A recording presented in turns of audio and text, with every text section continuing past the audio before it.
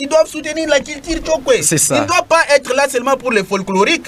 Hein? Il ne doit pas être là pour les folkloriques quand il organise sa réception. Les Tchokwe viennent danser là-bas et c'est comme ça qu'il faut dire qu'on est en train de soutenir les peuples Tchokwe. Non, nous devons soutenir les peuples Tchokwe dans les écrits comme ça. Les traces que nous laissons. Je crois que ce livre est publié dans le monde et il reste vraiment le patrimoine Tchokwe. C'est ça. C'est une richesse Tchokwe. Alors quand on vous publie un document comme ça, mais vous ne savez pas le valoriser, vous ne savez pas chercher à les faire voir aux autres, voir l'avantage et les valeurs que les documents portent. Maintenant, là, on va se dire, on est perdu. Parfois, il y a certains même qui je peux dire comment, qui vous découragent. Bon, soit qui néglige. Est-ce qu'on peut décourager un scientifique comme ça? On peut décourager un homme qui a déjà vu le soleil. Non. Et ce que moi j'ai toujours aimé, c'est quoi? Oui. Quand même il y a une fête d'une autre tribu, oui. Il y a toujours eu une chanson Tchokwe. Oui, c'est ça. Et quand on met ça, tout le monde là se force pour chanter. Voilà. Et puis quand je lis, vous avez même soulevé ça. Mais vous avez soulevé des Tianda, des Tisela et les autres. On peut aller parce que là, nous sommes en train de courir vers le temps, objectif. Oui, nous sommes dans les objectifs de l'ouvrage. Oui. Vous avez, donc alors, là, face à ces problématiques que je venais de dire. Oui, cet ouvrage vise à répondre à plusieurs objectifs. Tout à fait. Allez-y à quelques objectifs. Il y en voilà. A aussi oui. Documenter de manière rigoureuse l'origine, l'évolution, les croyances. Là, nous avons voulu documenter maintenant les peuples Tchokwe. Voilà. Nous avons voulu documenter les scientifiques qui veulent parler de Tchokwe. Les scientifiques, tout celui qui parle, un étudiant qui veut parler sur la culture Tchokwe. Il viendra de... Il doit me consulter, il doit lire ici. C'est un document qui doit être en référence. Si tu passes inaperçu ce document, donc ton travail n'aura plus de valeur. Rien, voilà. En tout cas c'est rien. Allez-y à d'autres. Voilà, il y a aussi rendre hommage à la mémoire collective du peuple Tchokwe. Alors, nous rendons hommage aujourd'hui, les Tchokwe seront reconnus à travers cet ouvrage. C'est ça. 3. Offrir aux jeunes Tchokwe en particulier un outil d'ancrage identitaire. Donc ici nous offrons identité. C'est ça. Un Tchokwe doit avoir une identité, c'est-à-dire quoi? Il doit reconnaître qu'il connaît, il a des sources. Hein? Il a des sources. Et ces sources, c'est celui-là qui lui fait bien grandir. Et c'est ces sources qui doivent lui faire la bénédiction.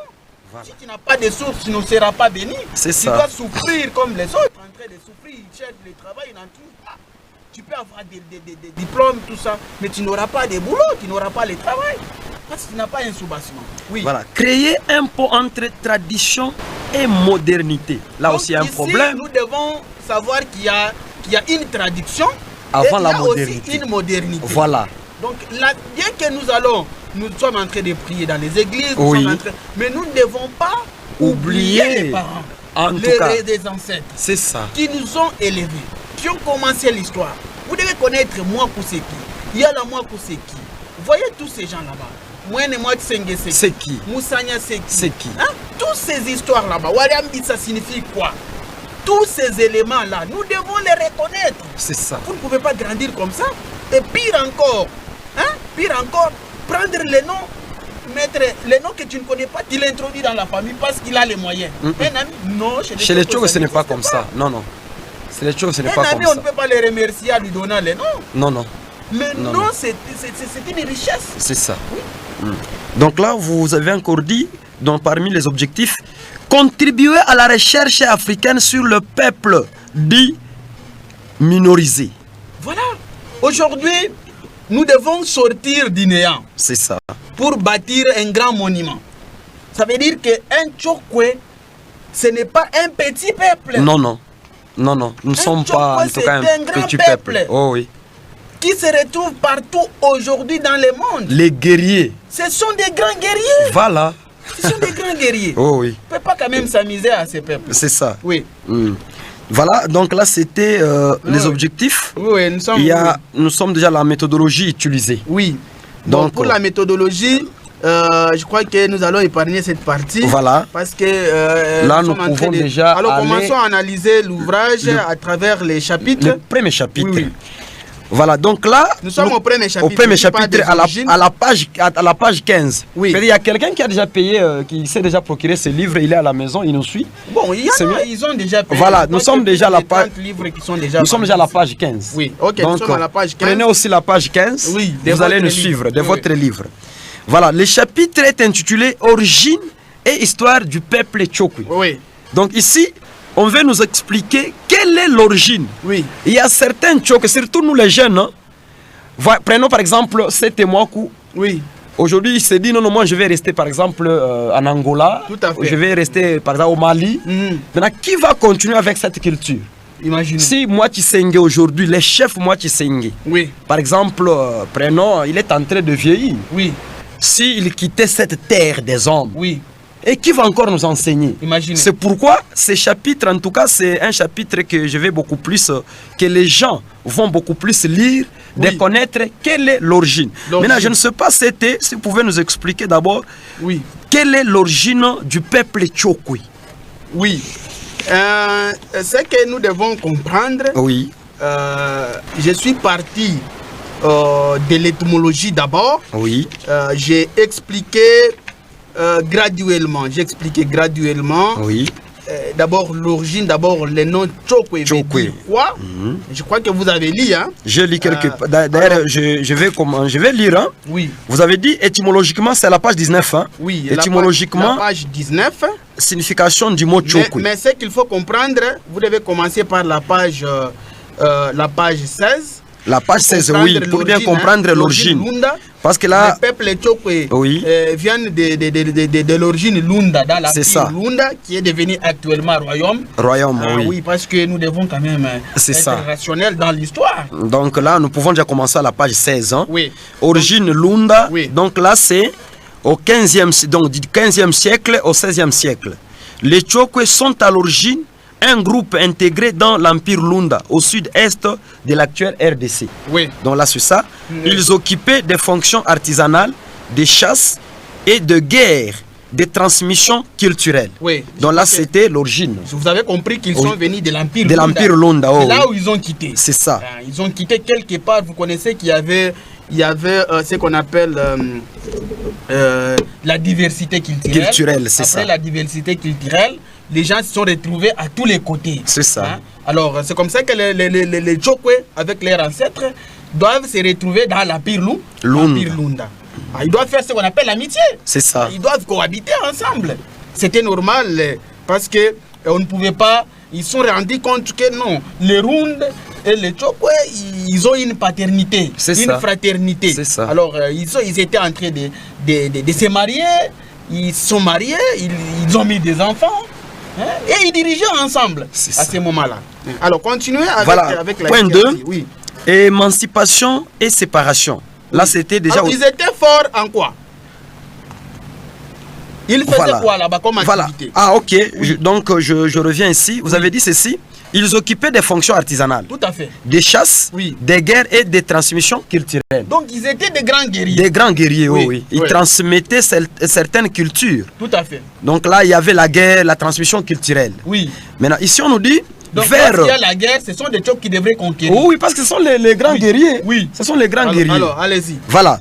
Vers du 7e siècle, des tensions internes avec le royaume Lunda poussent certains groupes Tchokwe à quitter le royaume pour chercher leur autonomie. Maintenant, à ce moment-là, il ne devient pas l'Empire Lunda. Non, non. Il devient maintenant royaume Lunda. Pourquoi? Parce qu'à un certain moment, il y a maintenant les Rundes qui commencent à s'approprier la terre. C'est ça. Bon, c'est nous ici. Oh, oui.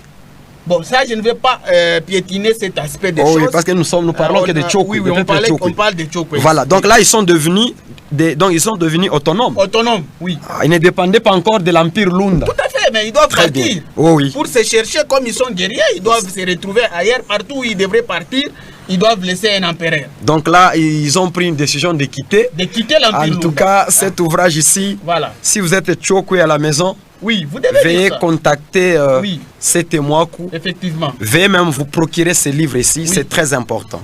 Voilà, il y a la migration vers le sud et l'ouest. Alors quand ils quittent l'Empire Lunda, ils vont se retrouver aussi dans le territoire de Sandoa. Ils implantent la première chefferie qu'on appelle chefferie de Moi Tshisekedi, où ils devraient ils devraient maintenant hériter les pouvoirs, n'est-ce pas? C'est ça. Ils devraient s'autoproclamer là-bas roi, full, parce qu'ils étaient guerriers. C'est ça.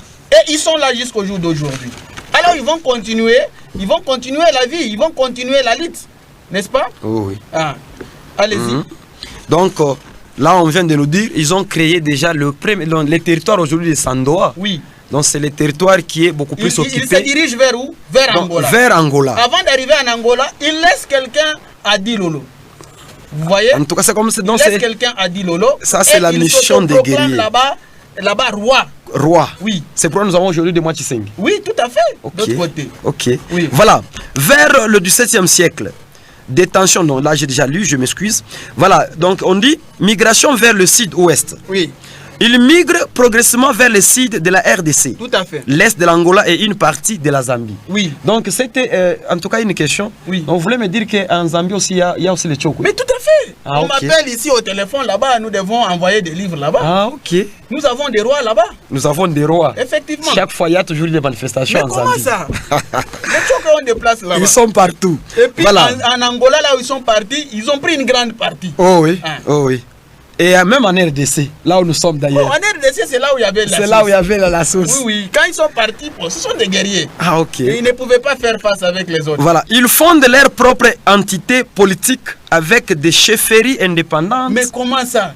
Qui existe jusqu'au jour d'aujourd'hui? Jusqu'à aujourd'hui. Oui. Voilà. Point 4.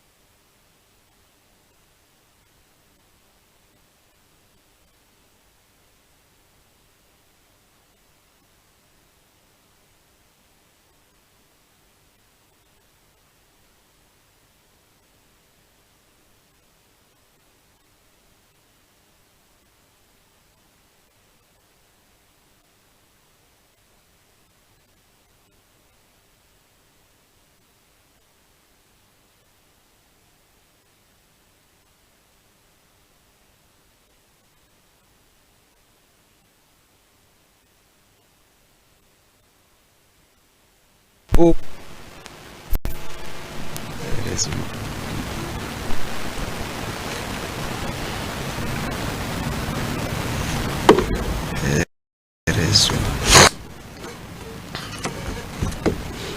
Voilà, nous sommes déjà dans l'émission, chers auditeurs, chers téléspectateurs de la radio et télévision Manica. Alors, nous continuons notre émission d'aujourd'hui. Nous parlons des peuples Tchoko, qui sont-ils? L'ouvrage publié par Ademoa Koumakozo, votre humble serviteur. Ouvrage publié à Bamako. Voilà, et nous continuons avec d'analyse. Hein? Oh oui, en tout cas, nous continuons. Nous étions sur le point 4, donc la migration. Et le point 3, je me suis oui, point 3, il migre progressivement vers le sud de la RDC. Oui, oui. Donc l'Angola est une partie de la Zambie. Une partie de la Zambie. Donc en Zambie, là, il n'y a pas seulement les Ndembo. Non! Il y a aussi une partie là où il y a les Tchoko. Ils sont là. Voilà. Ils sont là. Donc, ils fondent leurs propres entités. Là, c'était déjà point 4, conquête et expansion, déjà au 19e siècle. Tout à fait. Les Tchoko deviennent une puissance régionale. Ils deviennent une puissance régionale. À l'époque. Vraiment. Je vous dis. Oui. Ils ont aidé même les Ndembo pour avoir certaines entités. Alors, c'était un grand peuple. Un grand peuple, en tout cas. Donc un là, peuple guerrier. Oh oui. Il conquiert des territoires, notamment aux dépens de l'autorité Lunda. On ne saura pas exploiter point par point. Ça, oui. Alors allons-y pour comprendre l'origine étymologique. À la page, là nous sommes déjà à la page 19. Nous sommes à la page 18-19. 18-19. Commençons par la page 19 et 18. Commençons par la page 18. Voilà. Origine éthique et mythique du peuple Tchoko. Tout à fait. Là on nous dit, parler de l'origine du peuple Tchoko, c'est remonter à une époque où l'histoire s'est chantée, s'est dansée, s'est murmurée autour du fait. Avant, l'histoire des peuples Tchoko s'est parlé seulement autour du fait. C'est ça. Mais aujourd'hui, nous pouvons parler. Dans nos livres d'ailleurs. Bon, allons-y sur la page 19. Page 19. Ne fils que quelque chose. Voilà. Oui.